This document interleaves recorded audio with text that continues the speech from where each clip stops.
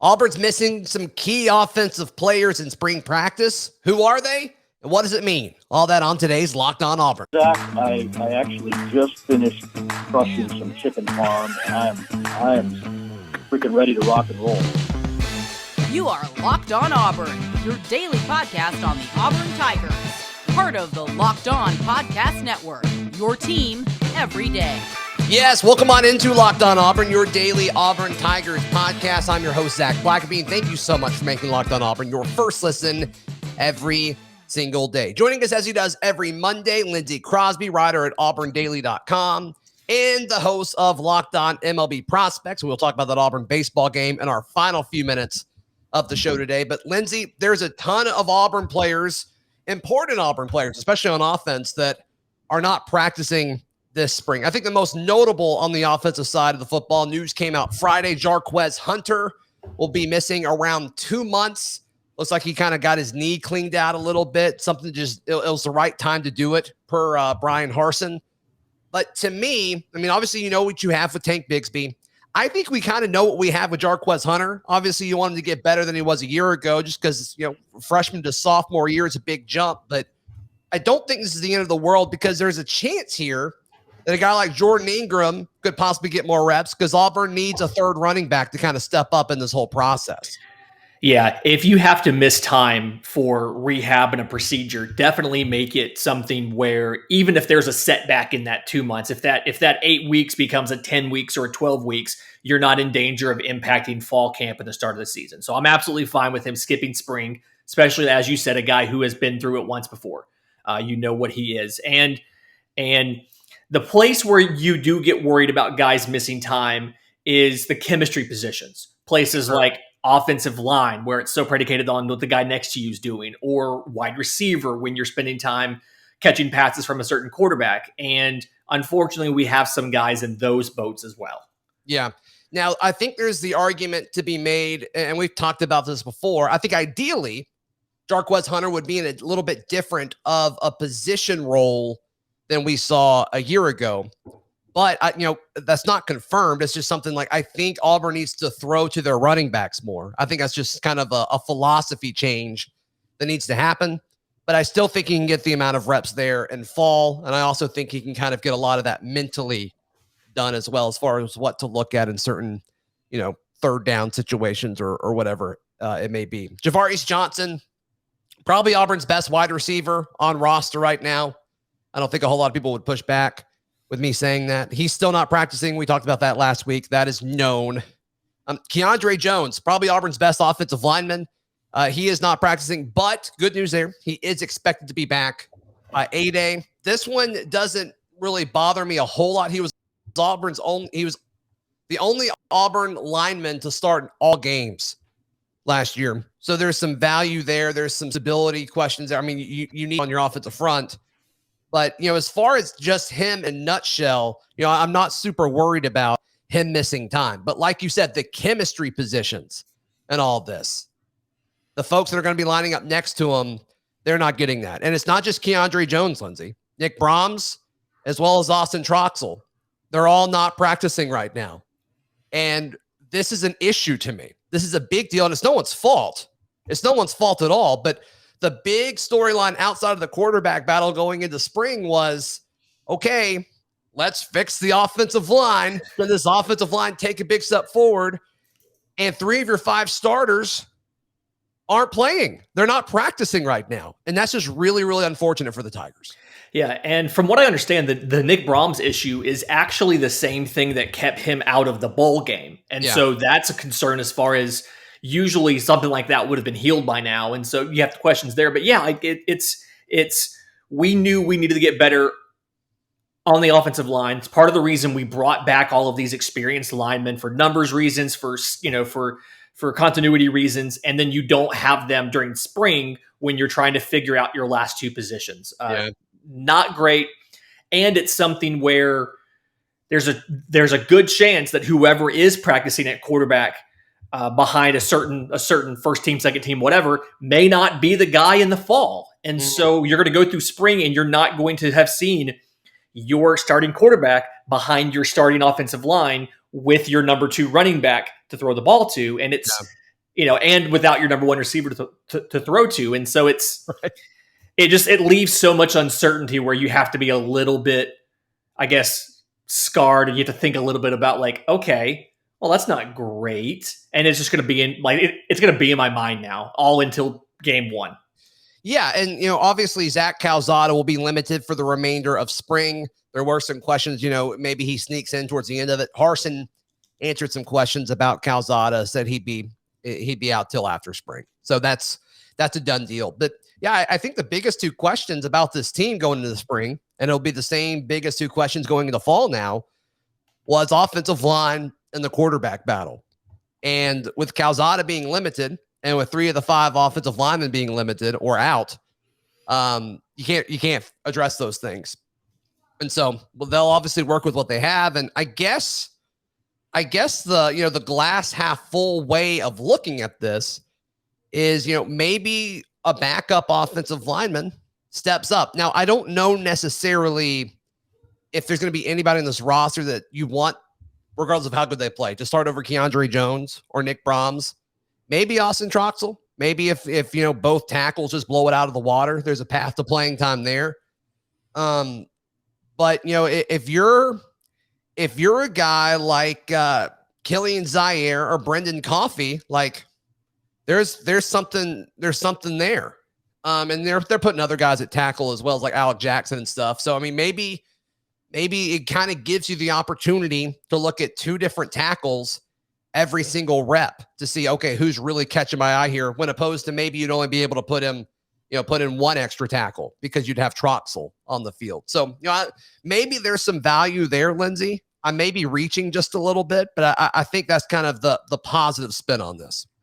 Yeah, it's getting those backups and the starters of the future, getting them some time with some of the interior offensive linemen that they may possibly be next year and maybe this year, because if you have a recurrence of something for a Brahms, if Keiondre Jones has another thing, like, you're going to be putting guys in. So Troxell's a big one. It's just, he's just been battling injury since high school. It's just, real unfortunate, but that's something to be aware of. Yeah. I mean, if these backups can now compete against the first team defensive line, the first team edge guys, instead of the second team edge guys, it's just going to make them better. And like, there is a positive to pull from this, but it is a little unsettling that you're just going to have not seen the fully formed offense until you roll it out in week 1. And I guess the upside is you don't necessarily you have a very nice ramp up in difficulty entering 2022 season as far as the skill of the opponents from week to week. Yep. No, I think you're right there. I think you're right. As far as, and we'll talk about what happened in Friday night scrimmage in a second, but on defense, we know Owen Papo is not practicing. We've known that. And in fact, I think that's a scenario where it kind of benefits you because you know what Owen Papo is.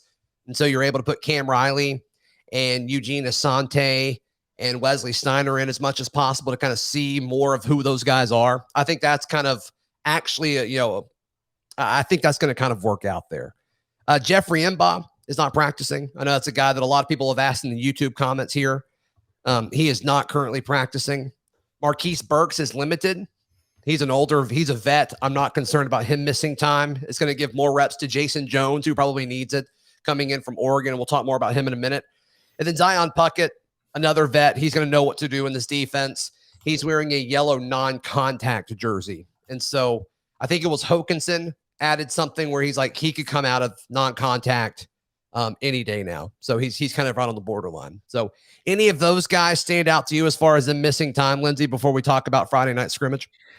You did nail it as far as Owen Papo being out's kind of a blessing in disguise, because that next wave of linebackers, you can put the 3 of them on the field at the same time, figure out a pecking order there, and then obviously you have the cream of the crop from that group to pair with Owen Papo. Right. Jeffrey Imba, the only concern I have there is the fact that he hasn't yet been able to practice with this team. Right. And so, interior line, there's not as much to learn as, say, a wide receiver or something, but still, that is one of those, it would be nice to build that chemistry, but he's talented enough where I feel like when he does finally get in there, he's going to pick it up pretty quickly. Other than that, I mean, relatively okay as far as depth's concerned. I've seen a lot worse situations entering a spring practice than 4 defenders out of, that half the roster. So not too worried about it. Yeah. Anders Carlson had that injury towards the end of last season. He was seen Friday kicking stationary field goals with a brace on. So I think that's good. Because that was only a few months ago, and it's crazy he's already kicking again. So good news for Anders Carlson. Yeah, we will talk about that's where Auburn is health-wise. But how did they execute at the scrimmage Friday night? We tell you everything you need to know next, right here on Locked On Auburn. But I want to tell you about our friends at Stat Hero. Stat Hero's NCAA single game pick'ems. They pit the stars against each other, and we are down to the Final Four, folks. Hate that Auburn's not in it, but those games are still fun to watch. Stat Hero allows you to take control back from the handicappers that always seem to have the advantage. And now you can focus on the players you know best with a gameplay that doesn't rely on big spreads, long odds, or funky props. They show you everything beforehand, and you just tell you which one Stat Hero. I want this team. You can have that team, and if my team scores more than you, you give me my money back plus more, which is so fun to play. And it's live. It updates. It's like you're playing, that feeling Sunday afternoon when you're playing fantasy football. You get that every day with Stat Hero. So check it out at stathero.com/lockedon, stathero.com/lockedon. Use the promo code LOCKEDON for a 100% match. stathero.com/lockedon, promo code LOCKEDON. Terms and conditions apply. Lindsay, let's jump into what happened Friday night at the scrimmage.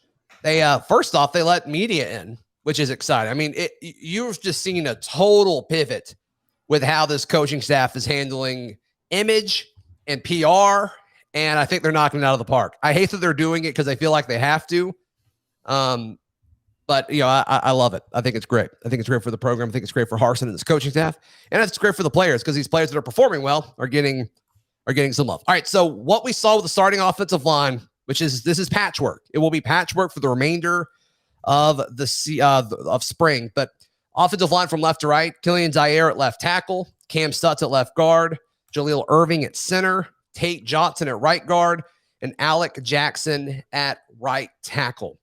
Zaire will always be a name, Lindsay, that stands out to me. Ever since he is committed, I've really, really liked this guy. I don't know what it is that's keeping him off the field consistently, but I like that he's getting reps at left tackle. He is a big boy, and it's something where I think for him, part of it is just we haven't seen dominant tackle play at Auburn in so long that anybody who looks physically imposing coming off the bus, we think, okay, maybe he's the guy. Maybe he's the next great Auburn lineman. So we kind of gravitate to him. But what I want to know is, how did he perform on Friday night, Zach? I really haven't seen a whole lot about that. I know Tank had a few big runs, which is exciting. So you have to point to that. I mean, it sounds like the media, I wasn't able to go, but it sounds like the media had a really bad vantage point, which is a shame, but hey, I don't think anybody's complaining. It's definitely better than nothing. So, yeah. It sounds like the quarterback play, they were able to get some passes off. I don't know if it's just because they blew things dead or they weren't blowing things dead or whatever it may be. But it sounded very physical, and something that I loved. It sounded like there was a fight around the goal line between the offensive and defensive fronts, which I love. Especially on offense. I think on defense, we're mean. I think that's good. Offensive line, some of it's not a talent thing, Lindsay. Some of it, and I've talked about this before, I just don't feel like we're aggressive enough. I just don't feel like our dudes are mean and just like, we'll just hit you for, the sake of it. I just don't feel like that's kind of what they are. So get in as many fights as possible. Offensive line. I think it's great. Even if it's the backups, I think it's fantastic. That's a culture thing where I just think, I get the vibe that Harsin will just fight you. And I'm hoping that starts to trickle down. You don't really get that from Gus. Yeah. You get that from Harsin. And I think that's kind of that blue collar mentality that we need. So to me, honestly, Lindsay, that and one other note we'll get to in a second were the two biggest takeaways for me is I love that they got in a fight. I think it's great. Yeah, Gus was very much, oh, shucks, that was terrible. And Brian's like, you want to, I will drop the clipboard right now. Take the headset off. Like, you want to go? We can go right now. I was like, we need that. Gosh, our offensive line needs that so much. But yeah, it's a part of it's the physical talent. Part of it is the technique. And then part of it is just kind of having a mindset of being a nasty dude. Like you you want to impose your will on somebody else. And I feel like for too long, we've kind of relied on guys that were maybe a little bit undersized or a little bit like not top tier athleticism guys. And we just tried to get by. And it feels a lot more that culture shift of hard work and of we're going to come out here, we're going to outlift you, we're going to outwork you, and then we're just going to hit you in the mouth over and over again until you give up. And you absolutely love to see that. So you have to feel good about, Tank breaking off some big runs, especially against how good we think this defense is going to be. Something like this, defense is usually ahead of offense at this point in a practice and an install. And so you have to assume that is offensive performance is what's breaking tanks, is what is breaking Tank free. So good omens. And it sounds like it was a lot of him just making people miss, which is fine. I mean, you take what you can get. Finley ran with the ones exclusively, from my understanding, based on what we were able to see. And then he threw a touchdown to John Samuel Shanker, which is on brand. I think that makes sense. And then Ashford was running with the twos. So after D. Davis hit the transfer portal last year, it appears that Ashford is the number 2 guy in front of Holden Gariner, which I don't think is a huge surprise. And then obviously Zac Calzada was unable to participate in the scrimmage. So I think that's where we are right now as far as pecking order, with Calzada just on the sideline. It's Finley 1, Ashford 2, Gariner 3. There was some speculation, could he be impressive enough to kind of ascend higher than that? I don't see that happening, but something worth watching. Okay, this is what I love, Lindsay. The starting defensive line was Colby Wooden, Marcus Harris, Jason Jones, the transfer from Oregon, and then Leota and Hall, which Leota's an absolute unit. He will be on the podcast tomorrow, by the way. Eku Leota will be. But nice. Leota and Hall are on the edges. And to me, that is just so much size. But not only is it just a lot of size, all of these players are extremely, extremely explosive. I love the first step of all these players. Jason Jones probably has the slowest first step of all these guys, but Marcus Harris, and he gained a lot of weight this offseason. But if he could keep that first step that he had last season, this is going to be a violent defensive front, especially in passing downs. So that is just the 3 interior offensive linemen is almost 1,000 pounds. Right. I have the roster up right here. Yeah, it's that's a lot of man. And so I love the fact that you have just very, very explosive, very quick, very large people. And you have 5 of them. You have, obviously outside Leota, Hall, faster guys, but you've got Leota 5. Is an absolute unit. I cannot stress that enough. Just so, so much of a unit. And this is, it feels like for the first time in a while, I guess maybe since Derek Brown, I feel like we have defensive linemen now that any one of them has a good chance to be better than the guy across from him. Sure. And I know that's a lot to say, and it feels like, like that's probably not going to be true when you play like an Alabama or somebody, but for the most part, it feels like you can pick any of these 5 men lining up. They all have, single matchups, and it feels like any single one of them could beat their man and make the play. And as a linebacker, if you're Riley, if you're Steiner, if you're any of those guys, you have to love playing in front of 1,000 pounds of interior linemen and 500 pounds of outside pass rushers, because you now know that you're going to be able to be free to make plays and to hit people incredibly hard. And so it's a good omen for Auburn that is the 3 guys in the middle. And then you take that and add Jeffrey Imba into that group, into that rotation. Scary. And Marquise Burks, it gives you depth. The fact that Auburn has multiple guys that can be a force inside as like either a shade or a zero technique, because it seems like Auburn's going to play multiple fronts. And so that's exciting. That's really, really enticing, I think, to a lot of folks there. So, yeah. And the fact that Jason Jones has come in and start, I would love to know if he would be with the ones if Marquise Burks was not limited. I would love to know the answer to that. It's impossible to right now, but that's going to be a battle that I'm going to be looking at moving forward, because I feel like what we've seen from Harsin so far, he likes to let the veterans kind of go first. and you look at the quarterback thing, and it's, well, Ashford and Geriner got here at the same time. Ashford's more experienced in college. He's the 2, 3 is Geriner. And then from there, they separate themselves and they place themselves. And so you have to assume, and I kind of have to assume that Marquise Burks would probably be the guy initially, and then it's whoever practices better. So that's what I love about this, is it's so much a meritocracy.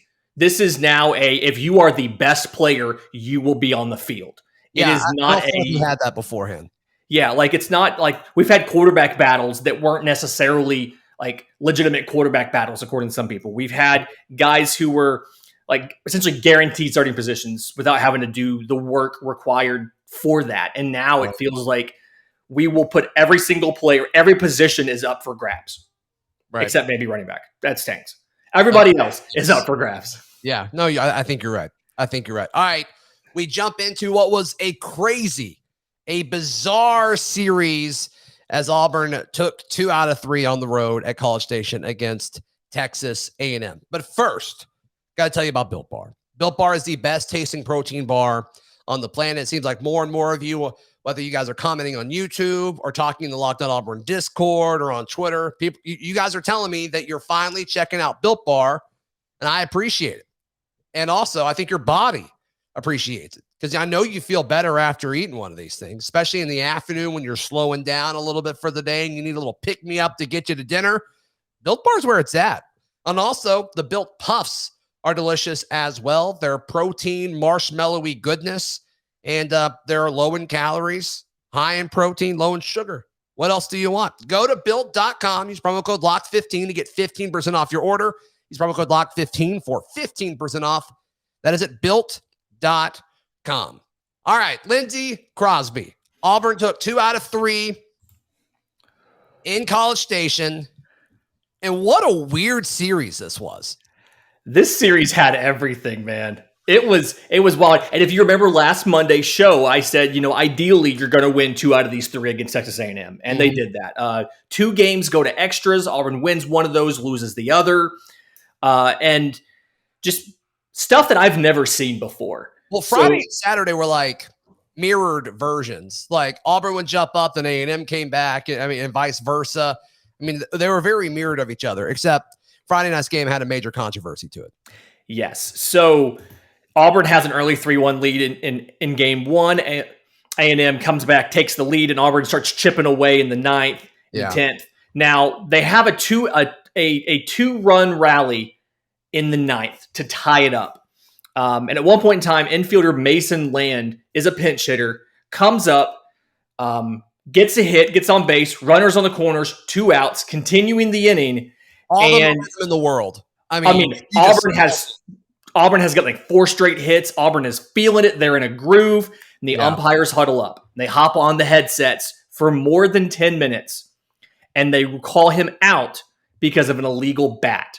So weird. So what this is, real quick, and you can talk to Charlie 5 on tomorrow's show more about like the compression of metals and golf club faces. But long story short, they test all the bats the day before the series to ensure that they conform to the specifications, that they are round, they are not altered in any way, and they put a sticker on it. The sticker's above the handle, like above the grip, below the barrel of the bat. Mason Land goes up, gets his hit. After he discards the bat, catcher picks it up, takes it to the umpire, says, hey, it's missing the sticker.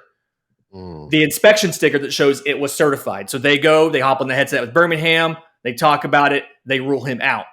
Auburn swears on video review that you can see see the sticker on the bat when Mason Land goes up to bat on Friday.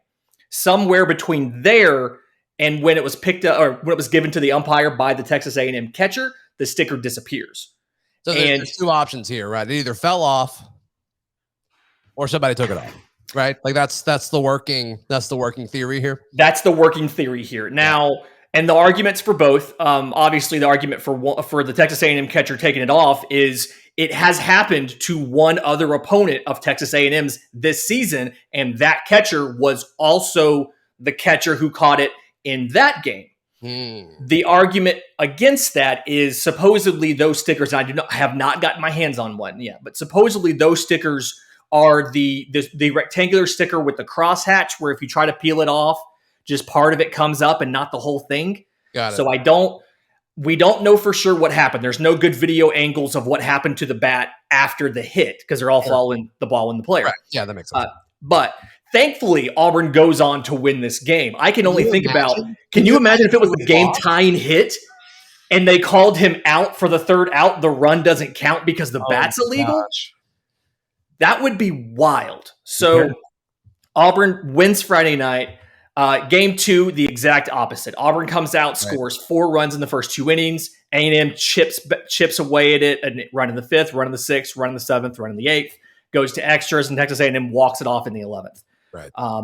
So the exact opposite. And then game 3 to me is the big one. And what we saw in game 3 was every single time A&M scored, the next half inning, Auburn comes out and scores to at least match them, if not take the lead. Right. So 3-0, 3-3, 3-6, 6-6, 7-6, and then Auburn takes the lead 8-7. And the 7th inning to me, we may look back and say that's the turning point of this season. Right. So Auburn has 2 outs. They get runners on. They're trying to make something happen. And Auburn goes on, scores 2 runs in the inning. But there was that moment where you're like, okay, if this doesn't work, if he's out, all the momentum is gone. Mm-hmm. Auburn, this is just another collapse like you've seen Auburn do so many times. And they rally. Hitters are hitting. Pitchers are going out there and just throwing gas, getting dudes out, getting fired up. And Auburn goes on to add on 3 more in the 8th and win 13-9. And again, this may be the turning point of the season. We don't know that. But if Auburn goes out against LSU this week, Thursday, Friday, Saturday, and wins 2 out of those 3, we're going to look back at this game 3 and say that was it. That was the moment where they came together as a squad, as a unit, and started rampaging through the SEC. Yeah, I mean, it really had that feel Sunday where, we're recording 30 minutes after the game ended, and it's just like, if it would have gone the other way, it would have, I don't know, I just feel different moving forward because, this is a team that's going to need some things to go their way, whether guys heal faster from these injuries than we're expecting them to, versus, maybe you have some guys lean out over their skis a little bit down the stretch, whether it's offensively or defensively or pitching, whatever it may be. It's just kind of the feeling that you get with this team. And, I think they're better than what they were projected to finish. Most people had them finishing last in the conference. I think they've proved that they're better than that. But, this is just something they needed this. They needed this win to say, okay, we're not the worst team in the SEC. Everything that people have said, we went on the road and beat an A&M team that's not great, but they're decent. They're an SEC baseball team. And so, now they've got the confidence. If they can go into Baton Rouge and do the same thing, you're playing with house money at that point. Yeah, and the big thing to me was how the team responded to adversity in this game. So Tommy Sheehan gets the start because Joseph Gonzalez still has that under fingernail blister he can't seem to get rid of. Which probably isn't going away anytime soon. Not anytime soon. Sheehan gets through 1 inning, gets knocked out after 1. And so, okay, 3 in the first, Auburn ties it up. 3 more in the second. They take a jab to the face there. Come back and do it again. Offense punch back every time. Obviously the pitcher falters there. The bullpen steps up. And Butch has talked about so much this season about the mental resilience, being able to not make excuses, to own what you do and to control your own destiny. Go out there, make the plays you have to make, take responsibility for the ones you don't, and fight through adversity. And they did that. And that's something where I feel a lot better about where this team is now than I did at the start of the series, simply because we've now seen against 2, after the disastrous weekend last weekend where the defense kind of just fell apart. They've reset. They played great defense all weekend. It wasn't sloppy. The offense has hit when they needed to. The pitching staff has come through when it needed to. I feel a lot better about this team, and I think we'll know a lot more after you take on LSU and Baton Rouge. Right. before we wrap up, Lindsay, Tuesday, when most of you people are listening to this on Monday, so tomorrow, there will be a cool piece of hardware at Plainsman Park Tuesday when the Tigers take on Jacksonville State. Yes. So out past right field, out there by the Performance Center, at that gate, they will have the Atlanta Braves World Series trophy on display. You can take photos with it. They'll have representatives of the organization there, not current players. They're all at spring training, but something that the Braves are doing. They are touring around. The initial tour schedule did not have Auburn on it. And a bunch of people reached out to the Braves and said, when you expand this, Auburn needs to be on it. And they found a way to make it happen. So if you come to the game on Tuesday, I believe there are actually discounted tickets available. You can get your photo taken with the World Series championship. I will catch you out there because I am definitely doing that. As somebody who went to World Series Game 3 along with Zach Blackerby, I am getting my photo taken with my World Series trophy. Yeah, we went to Game 3. It was the first ever World Series game in that park. So that's pretty cool. It was a win. It was also very cool. It was cold, but it was, and it was raining, but our tickets were under like other seats. So it was great. It's fine. It was awesome. It was really like the perfect experience. So it absolutely was. I teared up a little bit. You did. You actually cried like crazy. It was a little embarrassing, but I was happy for you, so I didn't say anything. Thank you. Lindsay, how can people find you, hear you, support you, all of that good stuff, buddy? So I'm on Twitter at Crosby Baseball. My show, Locked On MLB Prospects, is on Twitter at Locked On Farm and available wherever you get your podcasts and on YouTube. You can check out the Auburn writing at auburndaily.com and the merch at aushirts.com.